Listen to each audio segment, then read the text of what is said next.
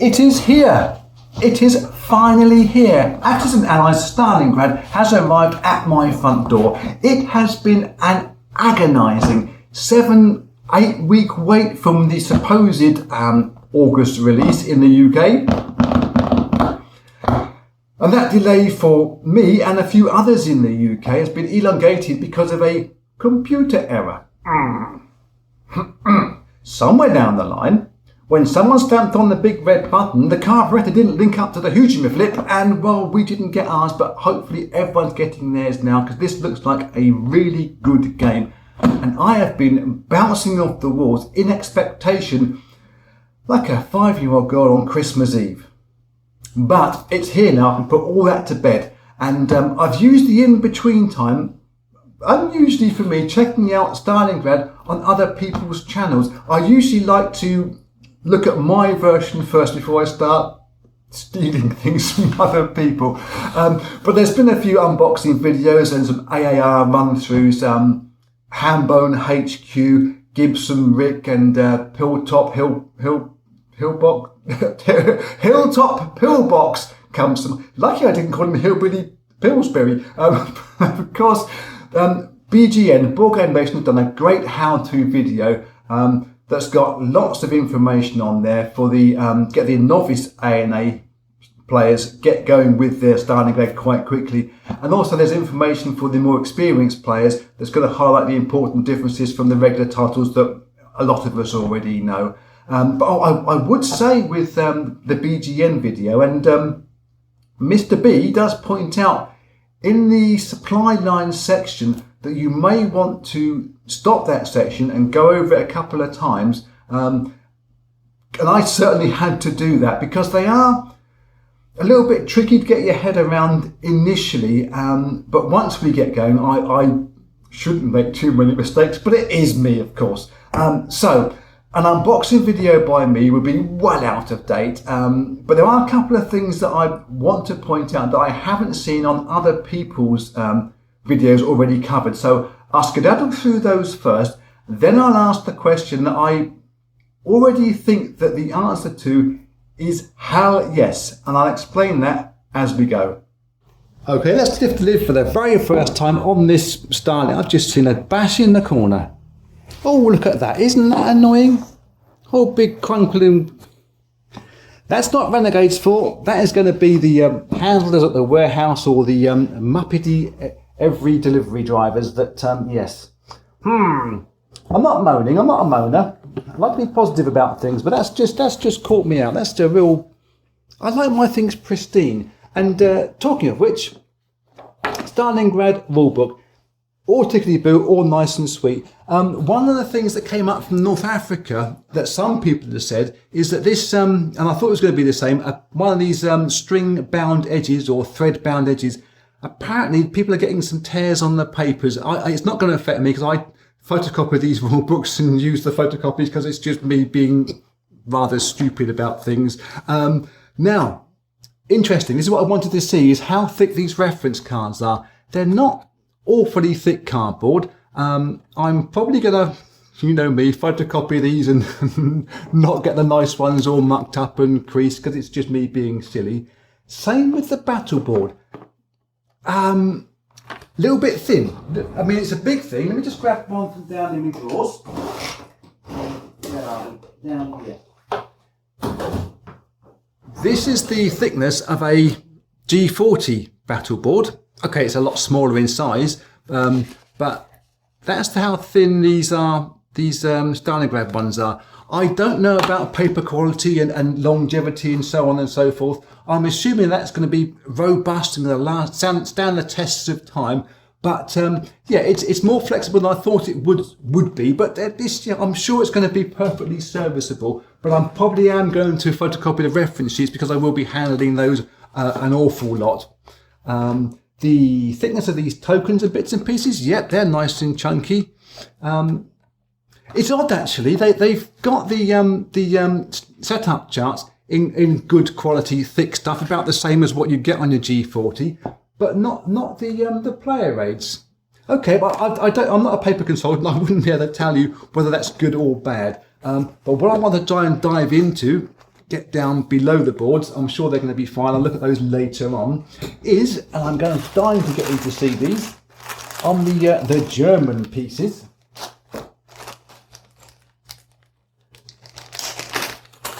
Open it up and make a big mess. They have got Heinkel HE111s. I think we got those models as well in the 1941 edition, and I think they're cracking. They're really good little models, much more appropriate than, say, the Junker 88s that you get in most of the Axis and Allies games, because they had a longer range. I think the 88s had a larger capacity for bombing. I'm not sure, but I'm glad I'm seeing the Heinkels in there rather than the 88s. And we have got a mixture of Panzer IIIs and, got to find one somewhere, there's one now, I'm sure it is, one of those Sturmgeschütz, storm guns, assault guns, whatever you want to call them.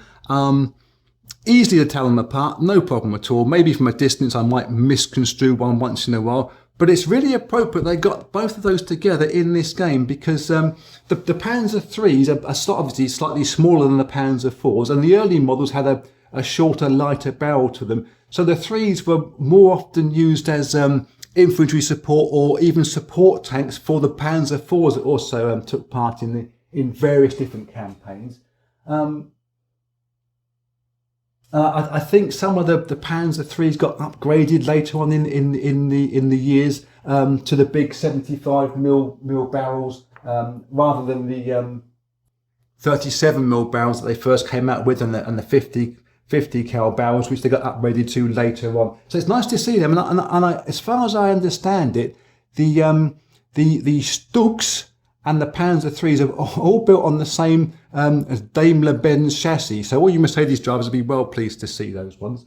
I think actually these are Stug Gs. Let me just double check in the rule book. 1 second. Yeah, they are STU Gs Mark IIIs. The Gs, I think, they're the heavier caliber of the anti-tank or assault weapons, whatever you want to call them. I think that the STUKs, the Stuks, had the lighter shells that they're firing out of them, and they were just bouncing off T-34s for fun. So nice to see those both together in here. And let's have a look at some of these Soviet pieces now. And there's only really one that I'm really dying to see. And I think you all know what it's going to be. If I can find one. That's not one. There's one there. It is the Katusha. Lovely little model that. You can clearly see the rockets being strapped on the back of that on their railings.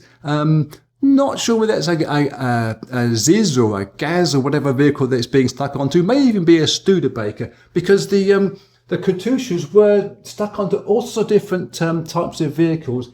Including the American imported Studebakers, etc.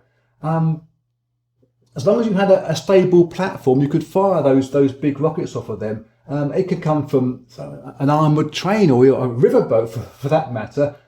Some are even towed on a sled, and I believe that there was a smaller, lighter caliber version called the backpack Katusha or mountain Katusha. That a single guy could carry that, and they had a kind of a table that was like in modern day, I suppose it would be like a carpenter's table you might see stuck outside someone's house when they're starting to chop up and put a new kitchen in for them. And it's carried by one person, deployed by one person, and it had lesser power, lesser range. But I guess you could use a house rule or something like that to say that one of your infantry would be a Katusha infantry, and he could maybe fire. But that's me going down house rule routes. I haven't even played the game yet. But yes, maybe fire into in his own territory. That's my thinking method going stupid. And I think the Soviet T-40 amphibious tank, lightweight amphibious tank, that got mounted with the Katusha rockets on them as well. I mean, you just imagine if you're a German soldier scrabbling around on the banks of a stream, trying to keep yourself out of danger, and a tank comes floating upstream, firing rockets at you. I mean, you're going to be diving for the reeds faster than you can say, "Mein Gott!" So anyway, that's enough of that. Let's just move on. So we've looked at those pieces straight away, and the only thing I really wanted to look at really lastly is any deburring that I've got to do, and I think it's only going to be these small assault guns that got a slight little burr on the bottom of that, just to stop the ball getting scraped as you move your units around. Everything else, I can't see there should be any problems with these, because most of them are on wheels or wheel. Oh, actually, the mechanised infantry got a small burr. It would take me minutes to file all those off on the pieces. I'm not going to complain at all about those, but it's my paranoia about scrapes and bits and pieces.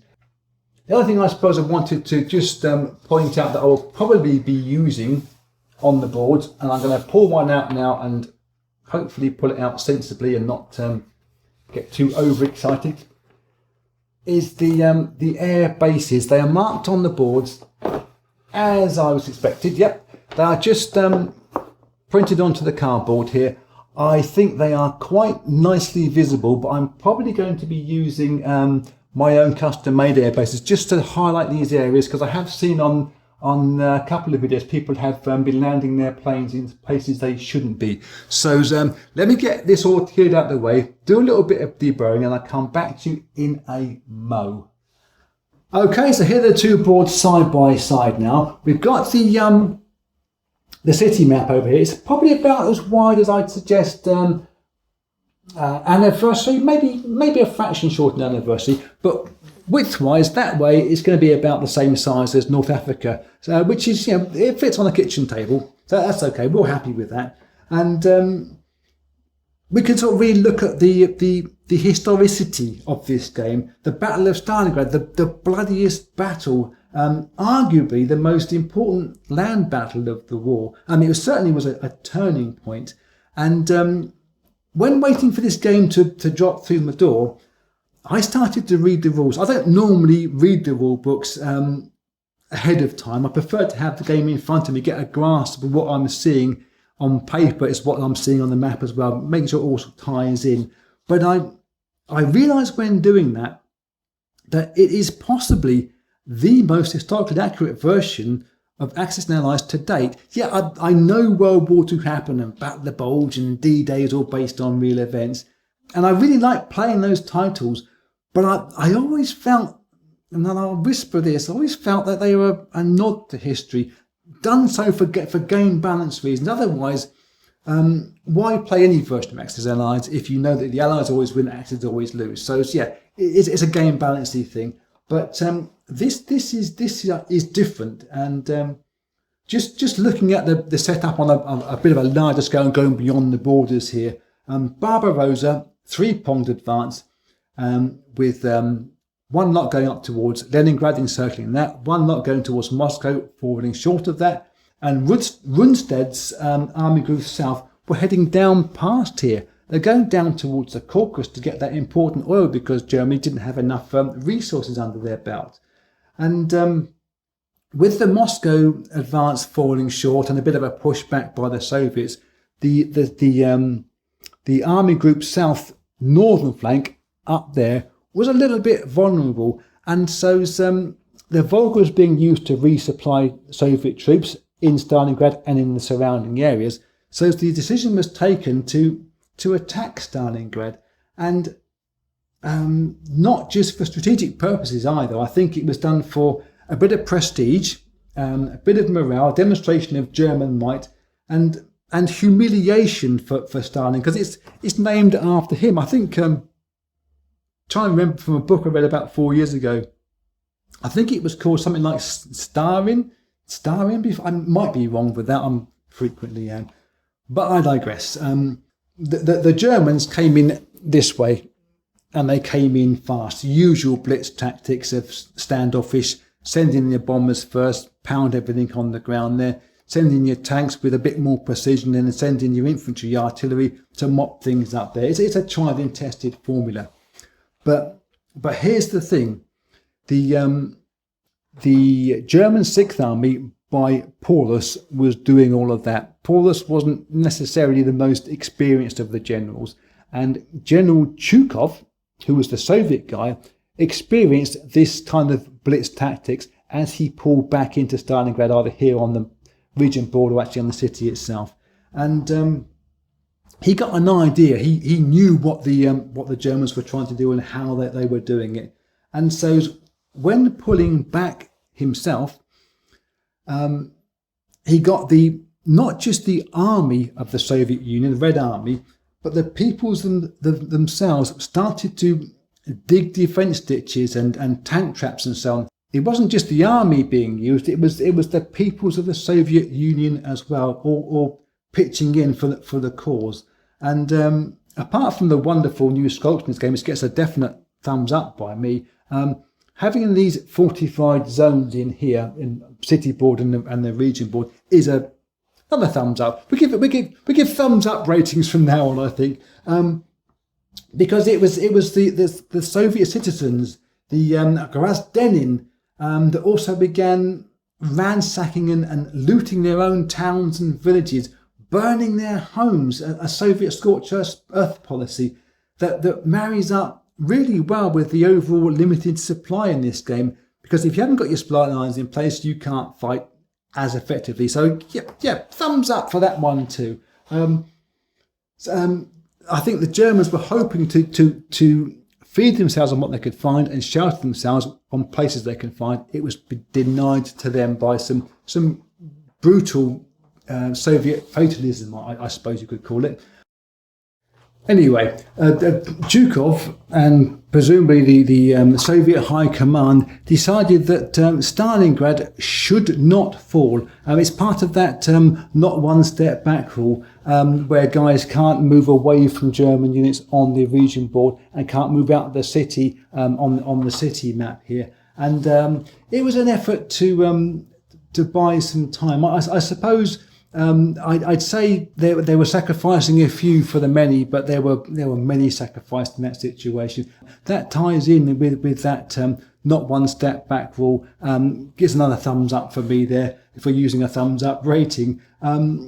Arguably, a German attack north of Stalingrad to somewhere where it was more of a open ground, maybe one of the smaller cities up here, would have been a better tactic for the Germans. They could still have cut off the supplies to the Volga, starved the city out, but that's just a layman's point of view, and really I know nothing.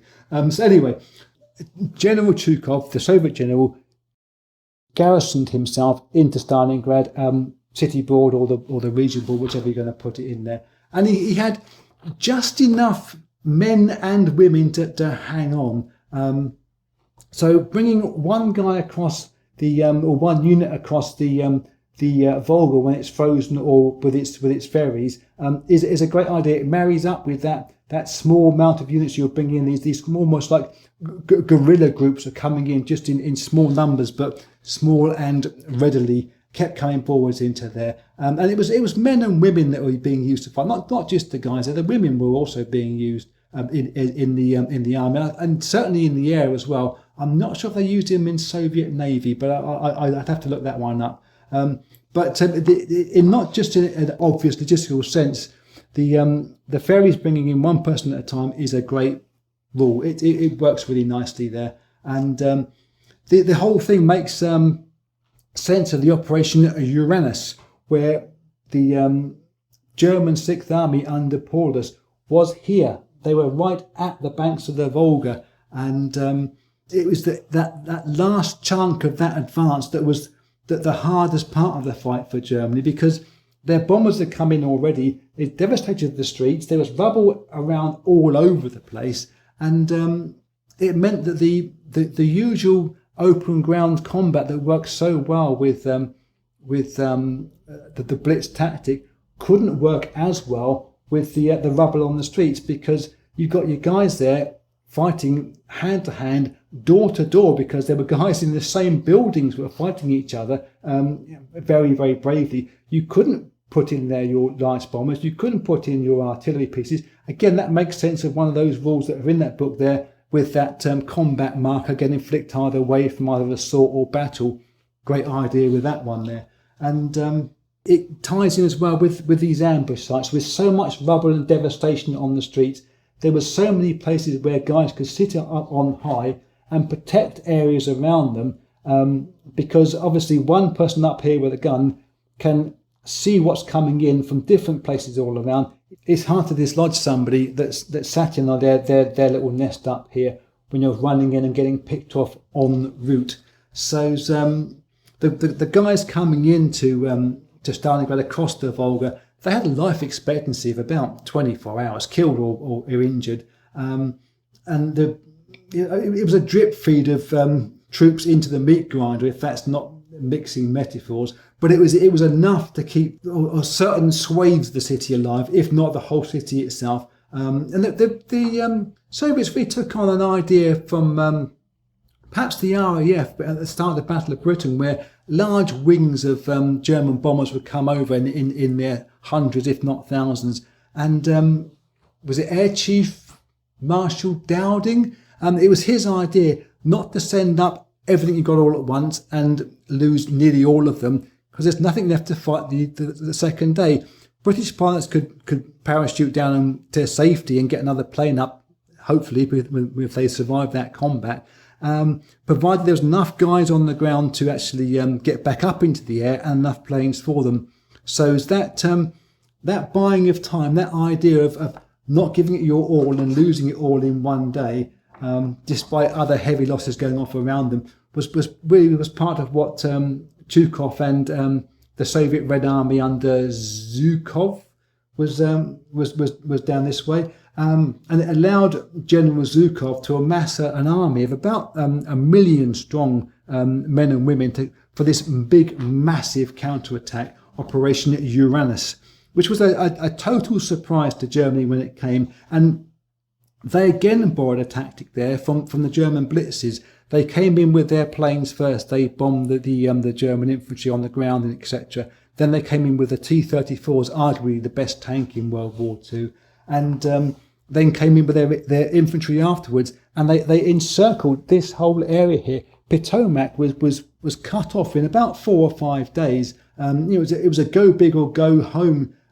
tactic by the Soviets, and it worked really well. And so it does again make sense of these guys here, the Soviet guys, not being able to move on that not one step move initially, and the guys can't come in the city initially because you are waiting to build up your forces to one big punch. So yep, thumbs up for that one.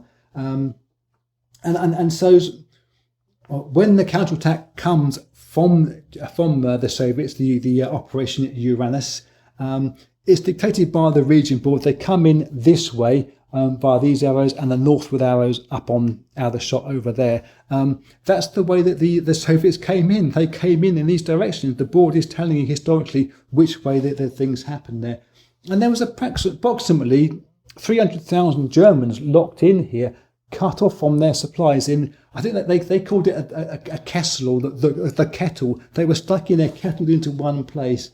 And of those 300,000, I think only 90,000 actually survived that battle. And so one of the win conditions for Germany, if they hold on to this area, I think it might be 2 or 3 areas around here. Again, thumbs up, perfect sense, as a win condition for Germany in a battle that they're not going to win. And I think that if Malmsteen, when he came to the Sixth Army's rescue later on, if he'd have got into there and rescued those guys, rescue being a very loose term, I think it would have just led to more casualties. I don't know this, but I think that it would have led to more casualties overall, because the Soviets were so strong. 1 million troops are running in there with all their Katyushas and all their T-34s and their very brave infantry going in there too. And so it was. I think the Germans at the time, and perhaps for a few years after that, they blamed the willingness of their Axis minor allies falling apart around here, which allowed this counterattack to come in and encircle them. And they blamed the will, the want, the spirit, the fight that was in the Hungarians and the Italians and the Romanians to hang on for them. But Germany were fighting for the fatherland. The other guys were fighting because they were told to fight And really, Germany takes a large share of the blame for that, because they didn't supply the guys there with enough and good enough equipment, regardless of what will that they had there. They gave all the best stuff to all their best troops there, which is why that those minor Allied units have lower value. So yeah, thumbs up with that one. But once encircled in the Potomac area, and I think actually Paulus himself was actually in the city right down here on the southern area. There's a couple of enclaves left when the encirclement was complete and Germany were really up against it. He pleaded to German high command, let me try and fight back out that way as fast as I can. And he was basically told, no dice, you're going to stay there, you're going to fight to the last bullet. And I think part of that rationale was perhaps goaded by Goering, the forever over-exaggerator, saying his Luftwaffe could fly in and drop enough supplies in there to keep this battle going, keep these guys alive. But really what the Luftwaffe's capability at the time was next to nothing compared to the hundreds of tons of equipment that they needed to be flown in every day. And so it's really Paulus's only hope was Manstein coming across. Manstein with his 4th Panzer Army and Holtz with his Panzer Group coming back in to try to effect some kind of rescue attempt. But it was really too little, too late. And that again is emulated by that winter storm.